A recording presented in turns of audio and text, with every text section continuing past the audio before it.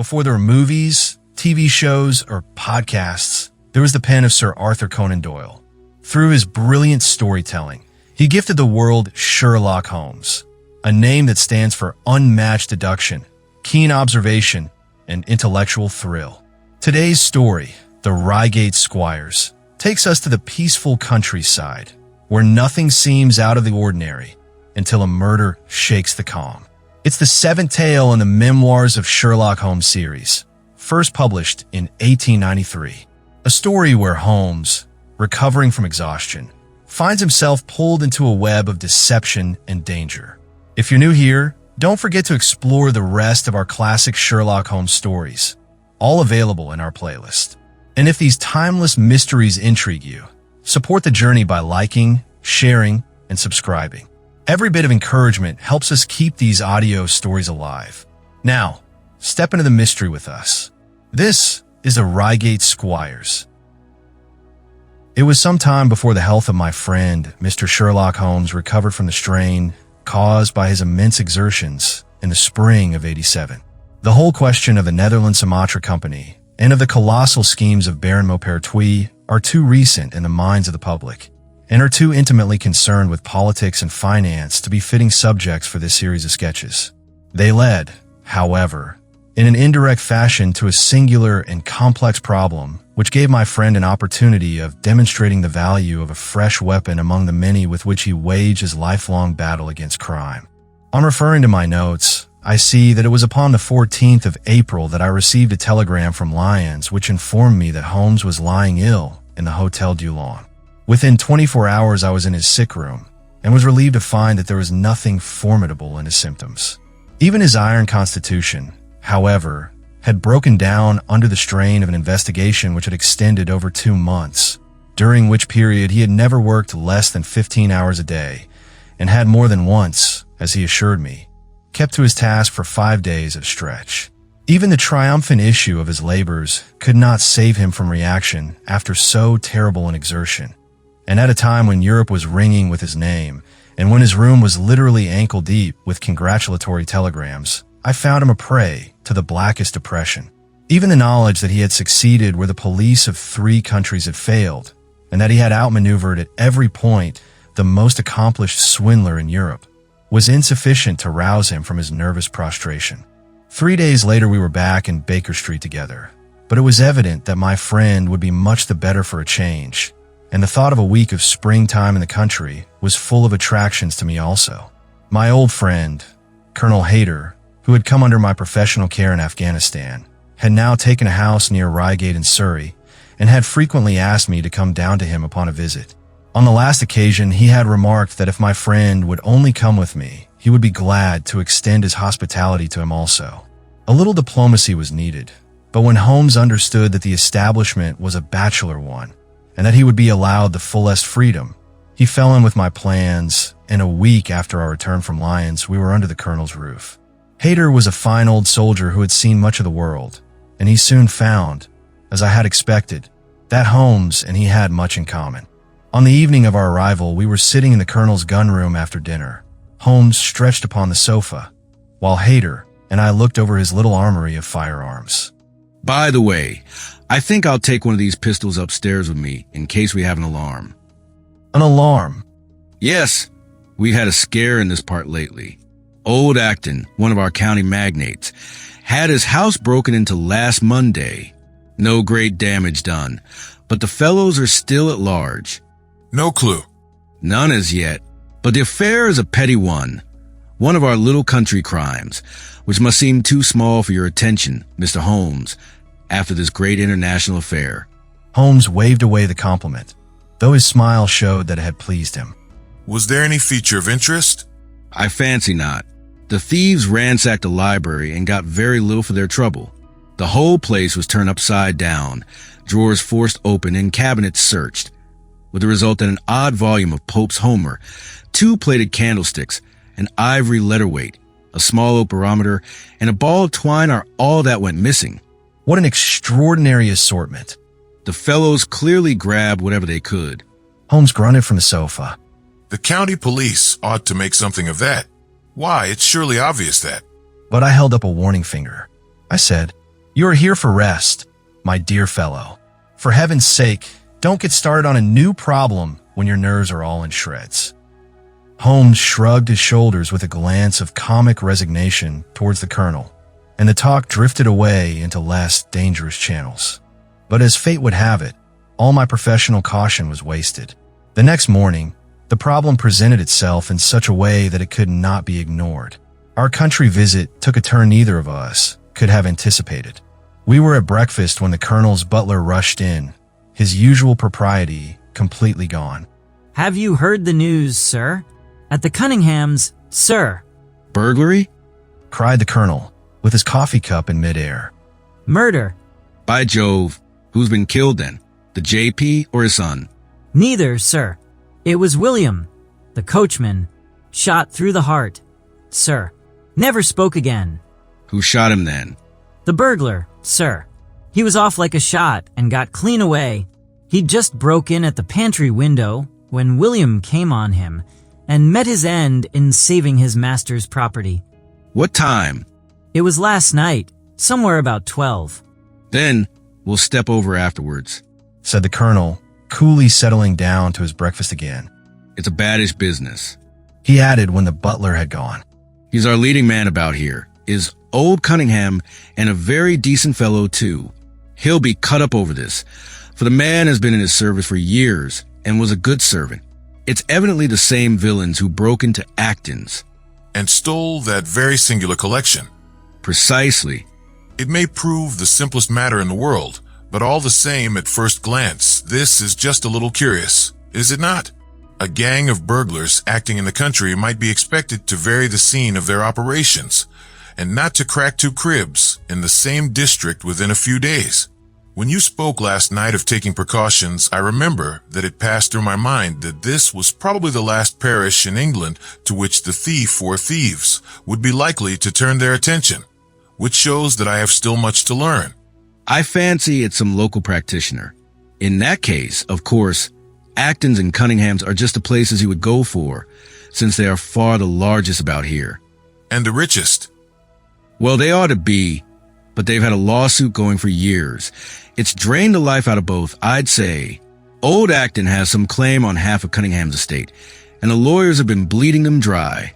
If it's a local villain, there should not be much difficulty in running him down. All right, Watson, I don't intend to meddle. At that moment, the butler entered, throwing open the door. Inspector Forrester, sir. A sharp, keen-faced young man stepped into the room. Good morning, Colonel. I hope I'm not intruding, but we heard Mr. Holmes of Baker Street is here. The colonel gestured toward Holmes, and the inspector gave a polite bow. We thought that perhaps you would care to step across, Mr. Holmes. The fates are against you, Watson.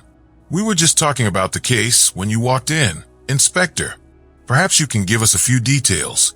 As he leaned back in his chair in the familiar attitude, I knew that the case was hopeless. We had no clues in the Acton burglary, but in this case, we have plenty, and there's no doubt it's the same gang. The man was seen. Really? Yes, sir, but he bolted like a deer after the shot that killed poor William Kerwin. Mr. Cunningham saw him from the bedroom window, and Mr. Alec Cunningham spotted him from the back passage. It was 11:45 when the alarm rang out. Mr. Cunningham had just gotten into bed, and Mr. Alec was smoking his pipe in a dressing gown. Both of them heard William, the coachman, calling for help. Mr. Alec ran downstairs to see what was happening. The back door was open, and at the foot of the stairs, he saw two men grappling outside. One of them fired, the other fell, and the killer dashed across the garden and over the hedge. Mr. Cunningham saw him reach the road, but lost sight of him immediately. Mr. Alec stayed with the dying man, and so the murderer escaped. All we know is that he was of medium build and dressed in something dark, but we're conducting thorough inquiries. If he's a stranger, we'll find him soon. What was this William doing there? Did he say anything before he died? Not a word. He lives at the lodge with his mother, and as he was a very faithful fellow, we imagine that he walked up to the house with the intention of seeing that all was right there. Of course, this Acton business has put everyone on their guard. The robber must have just burst open the door, the lock has been forced, when William came upon him. Did William say anything to his mother before going out? She's very old and deaf. We haven't been able to get anything from her. The shock has left her half senseless, and she was never very sharp to begin with. However, there is one very important detail. Take a look at this. He took a small torn piece of paper from his notebook and spread it on his knee. This was found between the fingers of the dead man. It appears to be a fragment torn from a larger sheet. Notice, the time written on it matches the exact moment he was killed. The murderer may have torn the rest away, or William may have grabbed it from him. It reads almost like an appointment. Holmes took up the scrap of paper, a torn note, faded with time, but holding a strange message. And here's exactly what was written on it. At 11:45, learn what may be. Presuming that it is an appointment. It is, of course, a conceivable theory that this William Kerwin, though he had the reputation of being an honest man, may have been in league with the thief. He may have met him there, may even have helped him to break in the door, and then they may have fallen out between themselves. This writing is of extraordinary interest, Said Holmes, who had been examining it with intense concentration. These are much deeper waters than I had thought. He sank his head upon his hands, while the inspector smiled at the effect which his case had had upon the famous London specialist. Your last remark, as to the possibility of there being an understanding between the burglar and the servant, and this being a note of appointment from one to the other, is an ingenious and not entirely impossible supposition. But this writing opens up. He sank his head into his hands again and remained for some minutes in the deepest thought. When he raised his face again, I was surprised to see that his cheek was tinged with color, and his eyes as bright as before his illness. He sprang to his feet with all his old energy. I'll tell you what, I should like to have a quiet little glance into the details of this case. There is something in it which fascinates me extremely. If you will permit me, Colonel, I will leave my friend Watson and you, and I will step round with the inspector to test the truth of one or two little fancies of mine. I will be with you again in half an hour. But it was over an hour and a half before the inspector returned, this time alone. Mr. Holmes is walking up and down in the field outside. He wants all four of us to go up to the house together. To Mr. Cunningham's? Yes, sir. What for? The inspector shrugged his shoulders. I don't quite know, sir. Between ourselves, I think Mr. Holmes had not quite got over his illness yet. He's been behaving very queerly, and he is very much excited. I don't think you need alarm yourself. I have usually found that there was method in his madness. Some folks might say there was madness in his method. But he's all on fire to start, Colonel, so we had best go out if you are ready. We found Holmes pacing up and down in the field, his chin sunk upon his breast, and his hands thrust into his trousers pockets. The matter grows in interest. Watson, your country trip has been a complete success. I've had a delightful morning. You've been to the crime scene, I understand? Yes, the inspector and I have made quite a little reconnaissance together. Any success? Well, we found some very interesting things. I'll tell you what we saw as we walk. First, we examined the body of the unfortunate man. He definitely died from a revolver wound, as reported. Had you doubted that? Oh, it's always best to confirm every detail. The inspection wasn't a waste. After that, we spoke with Mr. Cunningham and his son. They showed us the exact spot where the murderer broke through the garden hedge while fleeing. That was quite interesting. Naturally. Then we paid a visit to the victim's mother. Unfortunately, she was too old and feeble to give us any useful information. And what do you make of it all? I've concluded that this is a very peculiar crime. Maybe this visit will help shed some light on it. Inspector, I believe we both agree that the fragment of paper found in the dead man's hand, with the exact time of his death written on it, is extremely important. It should provide a clue, Mr. Holmes. It does provide a clue. Whoever wrote that note is the person who lured William Kerwin out of bed at that hour. But the question is, where's the rest of that sheet of paper? I examined the ground carefully in the hope of finding it. It was torn from the dead man's hand. Why would someone be so desperate to retrieve it? Because it incriminated him. And what would he do with it? He'd most likely stuff it into his pocket. never realizing that a corner had been left in the grip of the corpse. If we could get our hands on the rest of that sheet, we'd be much closer to solving this case. Yes, but how can we get into the criminal's pocket before we've even caught him? Well, it's worth thinking over. There's another obvious point. The note was sent to William. If the writer were the murderer himself, he wouldn't have needed to send a note. He could have just spoken to William in person. So who brought the note? Or did it come by post? I've looked into that. William received the letter by the afternoon post yesterday. He destroyed the envelope. Excellent. Cried Holmes, clapping the inspector on the back. You've spoken to the postman. It's a pleasure to work with you. Well, here we are at the lodge. If you'll come along, Colonel, I'll show you the scene of the crime. We passed the pretty cottage where the murdered man had lived and walked up an oak-lined avenue to the fine old Queen and house, which bears the date of Malplaquet upon the lintel of the door. Holmes and the inspector led us round it until we came to the side gate, which is separated by a stretch of garden from the hedge which lines the road. A constable was standing at the kitchen door. Open the door, officer. The door swung open. Now, it was on these stairs that young Mr. Cunningham stood and saw the two men struggling. Right there, where we are. Old Mr. Cunningham was at that window, the second one on the left, and he watched the man escape just beside that bush. Then Mr. Alec ran outside and knelt beside the wounded man. The ground's hard. There are no tracks to follow. As Holmes spoke, two men appeared from around the side of the house. The first was elderly, with a lined face and heavy eyes. The second was a confident young man, well-dressed and brightly smiling, his cheery expression oddly out of place given the grim circumstances.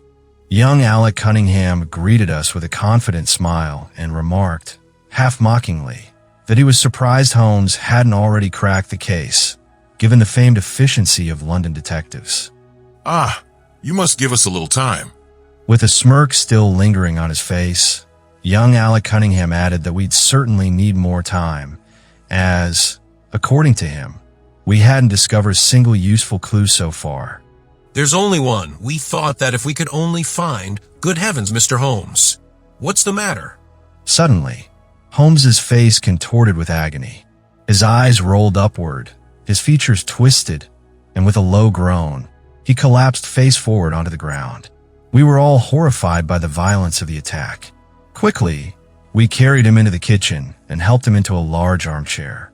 For several minutes, he sat there breathing heavily before finally apologizing, somewhat sheepishly, for the episode. Watson would tell you that I've only just recovered from a serious illness.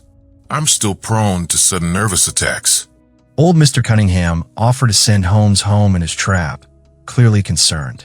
But Holmes declined. There was still one detail he wanted to confirm, something we could easily verify.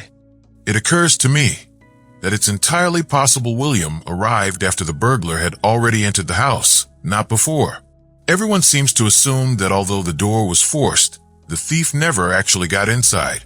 Mr. Cunningham responded in a serious tone, insisting that the idea seemed far-fetched. After all, Alec hadn't yet gone to bed.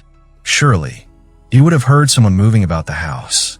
Holmes asked where Alec had been sitting, and Mr. Cunningham explained that his son had been smoking in his dressing room, located in the last window to the left, just beside his own.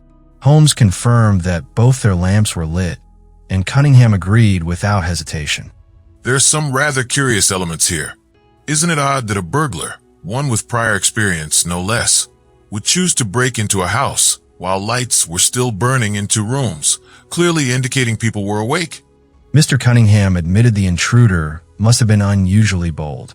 Alec, meanwhile, responded in a more skeptical tone. He pointed out, rather dismissively, that the whole situation was odd. Otherwise, they wouldn't have needed Holmes's help. But he found Holmes's theory that the burglary took place before William intervened quite ridiculous. According to him, had that been the case, the house would have been in disorder, and they would have noticed missing items. Well, that depends on what the items were. Let's not forget, we're dealing with an unusually eccentric criminal, someone who clearly operates by his own peculiar rules. Take the act in robbery, for instance. What did he steal? A ball of string, a letter weight, and a few other odds and ends. Old Mr. Cunningham assured Holmes that they were entirely at his disposal and would gladly follow any suggestion he or the inspector might have. Holmes proposed that a reward be offered immediately and from the family themselves, since official channels might delay it. He handed Mr. Cunningham a pre-written slip suggesting £50. The old justice of the peace, generous by nature, said he'd gladly offer £500. But as he looked over Holmes's draft, he noticed a factual error. The notice stated the incident happened at 1:45, when it had, in fact, occurred at 11:45. I cringed inwardly. Holmes prided himself on precision, but his recent illness had clearly affected him. He looked briefly embarrassed, and I could see the inspector raise an eyebrow. Alec Cunningham, meanwhile, let out a quick laugh, amused by Holmes's slip. The elder Cunningham corrected the time on the note and handed it back. He agreed the idea of a reward was excellent and encouraged Holmes to have it printed immediately. And now, it would be wise for us all to go over the house, just to be sure our eccentric burglar didn't manage to take anything after all. Before entering, Holmes made an examination of the door which had been forced. It was evident that a chisel or strong knife had been thrust in, and the lock forced back with it. We could see the marks in the wood where it had been pushed in. You don't use bars, then? No, never found it necessary. And no dog? There's one, but it's chained on the far side of the house. When do the servants usually go to bed? Around 10. I understand that William was usually in bed also at that hour. Yes. It's rather odd, then, that he was awake that night. Now, if you would be so kind, I'd like a tour of the house. We followed Mr. Cunningham through a stone flag passage that led to a wooden staircase, winding upward to the first floor. The landing opened onto both the drawing room and several bedrooms, including those of the Cunninghams. Holmes moved slowly, his eyes carefully scanning the structure, his mind evidently racing. I could sense he was closing in on something, though I couldn't yet guess what.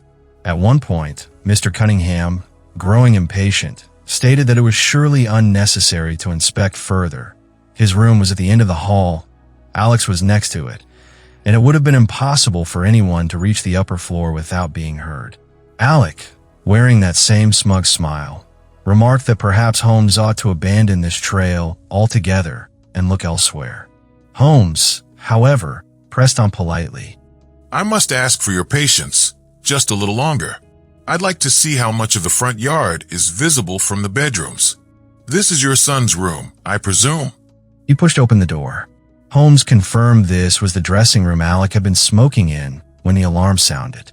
He checked which direction the window faced, walked through to the adjoining room, and surveyed it with interest. Mr. Cunningham, now slightly irritated, asked if Holmes was satisfied. Yes, I believe I've seen everything I needed.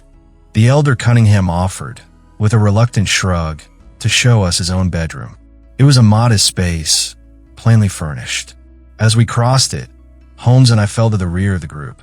Near the foot of the bed stood a dish of oranges and a glass carafe filled with water. To my utter shock, Holmes suddenly leaned forward and knocked the entire thing to the ground. The glass shattered noisily, and oranges rolled in every direction. You've done it now, Watson. A fine mess you've made of the carpet. I stooped in some confusion and began to pick up the fruit, understanding for some reason my companion desired me to take the blame upon myself. The others joined in quietly, resetting the table and helping gather the scattered oranges. The inspector suddenly looked around and cried, "Hello, where's he got to?" To our astonishment, Holmes had disappeared.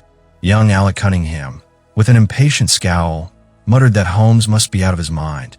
He urged his father to come along quickly so they could see where the fellow had wandered off to. Both rushed out of the room, leaving me, the colonel, and the inspector staring at one another in silent confusion. The inspector shook his head and said under his breath that perhaps young Alec had a point. Holmes's recent illness might have unsettled his mind more than we thought. But his sentence was abruptly cut off. A terrible scream echoed through the house. "Help! Help! Murder!" I froze for a second. It was Holmes's voice. I sprinted out of the room, heart pounding, and charged across the landing, following the cries that had now turned into hoarse, choking gasps. They led me straight to the first room we had visited, and then on into the adjoining dressing room. The sight before me made my blood run cold. Holmes lay on the floor. Young Alec was gripping his throat with both hands, while the elder Cunningham seemed to be wrenching one of Holmes's wrists in a desperate effort to overpower him. The colonel, the inspector, and I sprang forward as one and pulled the two men away from him. Holmes struggled to his feet, pale, shaking, and clearly exhausted. Arrest these men, Inspector. On what charge? That of murdering their coachman, William Kerwin. Oh, come now, Mr. Holmes. You can't seriously mean. Tut, man, look at their faces. And indeed, there was no denying the truth of Holmes's words. Never have I seen guilt so clearly etched on two faces. Old Cunningham stood blank and heavy-eyed, as though the world had collapsed around him. But young Alec's transformation was shocking. Gone was his usual confident smile. In its place burned the wild fury of a trapped beast, his eyes flashing with menace and his face contorted in rage. The inspector stepped to the door and blew his whistle. Two constables arrived almost instantly. I have no alternative, Mr. Cunningham. I trust this is all a terrible mistake, but... Just then, Alec made a sudden move. He reached inside his coat for something. How would you? Drop it. He lashed out with his hand, striking a revolver from Alec's grasp. The weapon clattered to the floor. Keep that. He said calmly, placing his foot on the gun. You'll find it useful at the trial. But this is what we really wanted. He held up a small, crumpled piece of paper. The remainder of the sheet. Precisely. And where was it?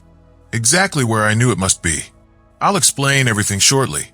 Colonel Watson, you may return for now. I'll rejoin you within the hour. The inspector and I need a brief word with the prisoners. You shall see me by lunch.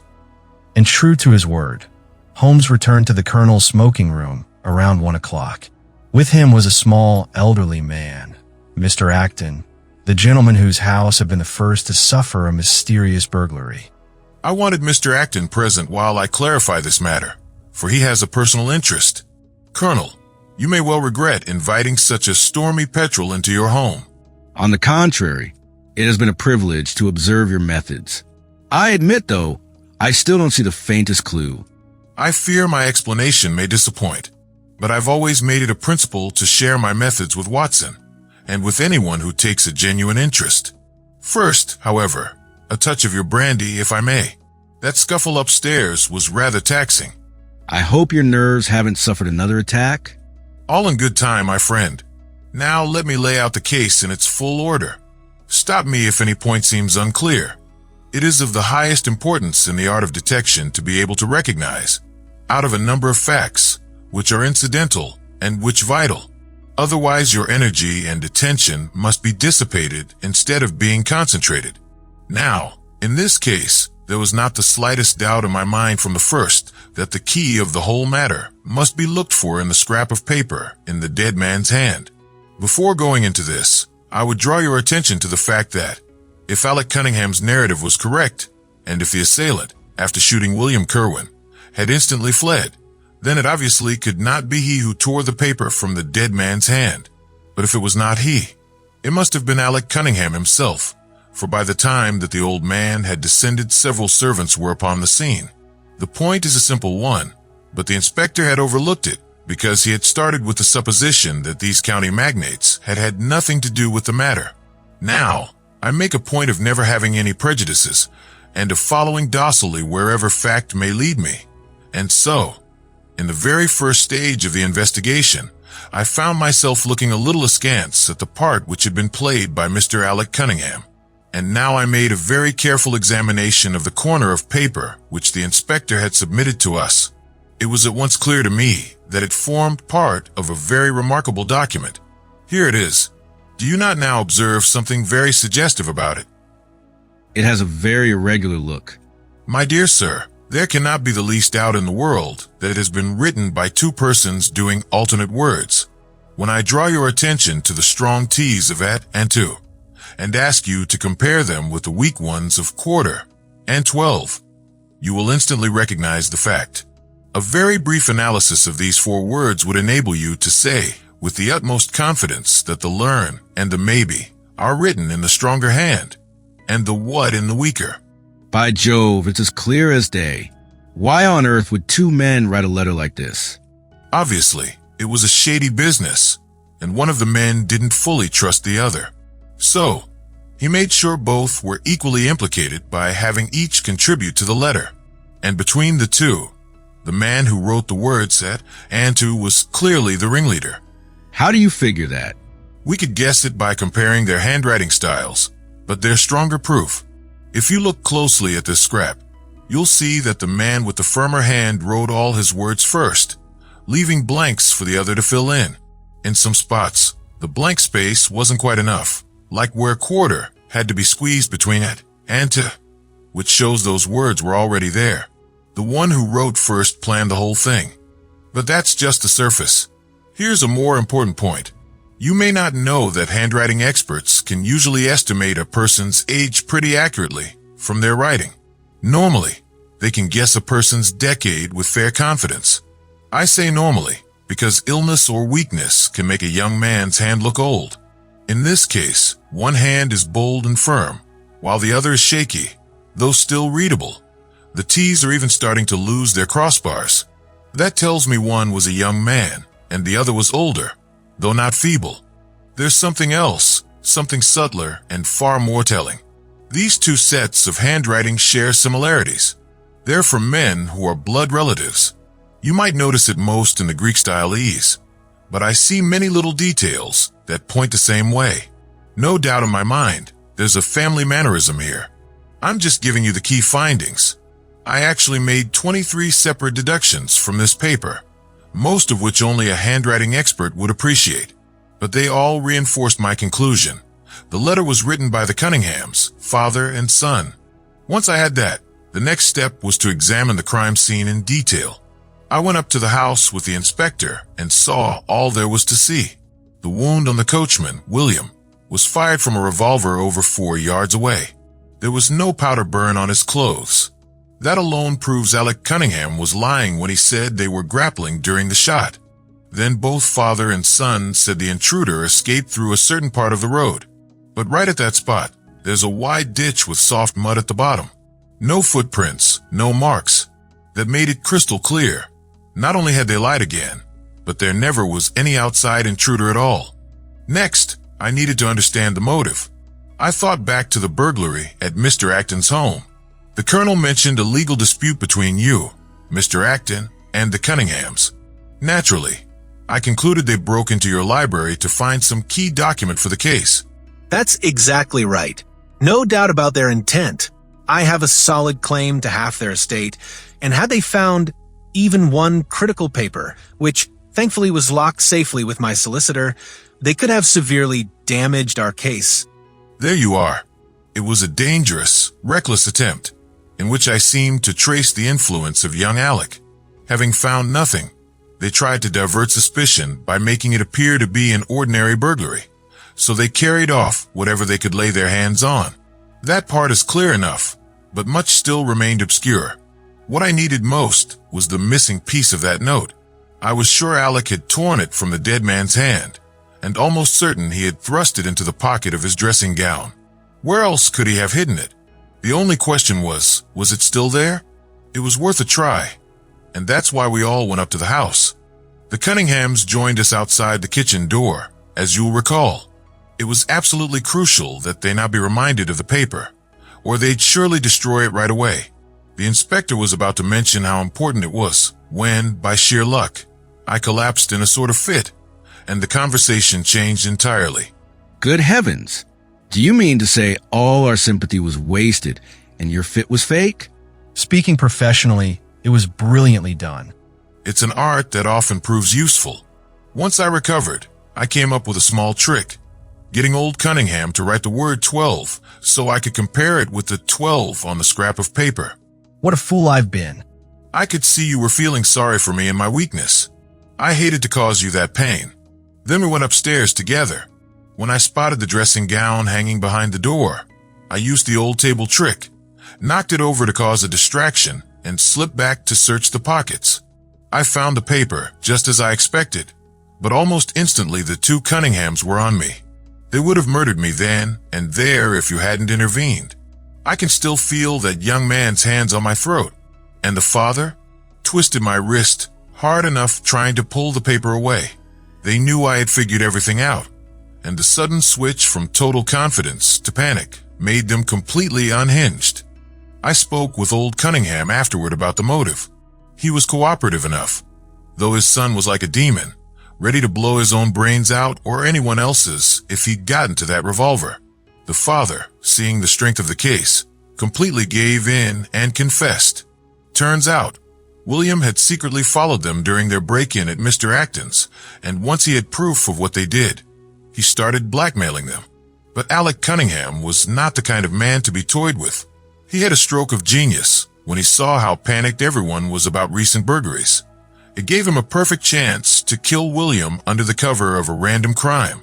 They lured William out and shot him, and had they just grabbed the entire note and been more careful with the details, it's very possible no one would have ever suspected them. And the note? Sherlock Holmes reached into his coat and gently placed a small, folded slip of paper before us on the table. It was worn and slightly crumpled, but the handwriting was still clear. This is what it said. If you will only come round at 11:15 to the East Gate, you will learn what will very much surprise you, and maybe be of the greatest service to you, and also to Annie Morrison, but say nothing to anyone upon the matter. It is very much the sort of thing I expected. Of course, we do not yet know what kind of connection Alec Cunningham, William Kerwin, and Annie Morrison might have had, but clearly the trap was cleverly set. You must appreciate the hereditary traces in the letter shapes, the P's and the tails of the G's. And notice the missing dots on the I's in the old man's writing, absolutely characteristic. Watson, I'd say our little countryside escape has been a success. I feel quite refreshed and ready to return to Baker Street tomorrow.